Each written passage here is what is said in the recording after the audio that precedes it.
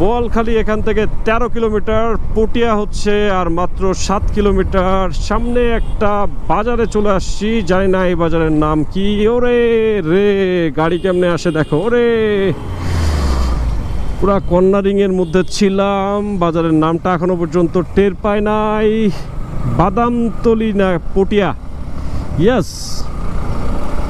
এই রাস্তাটাতে প্রচুর পরিমাণে সিএনজি চলে, আর ভোরের সকাল হওয়ার কারণে অতটা সিএনজি আজকে দেখতেছি না।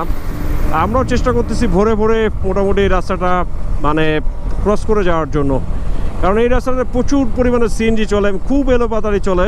যত সকাল হবে ততই সিএনজির পরিমাণ বাড়বে। এখন ভোর 6:30 বাজে, যার কারণে সিএনজি ড্রাইভার এখনও ঘুম থেকে ওঠে নাই।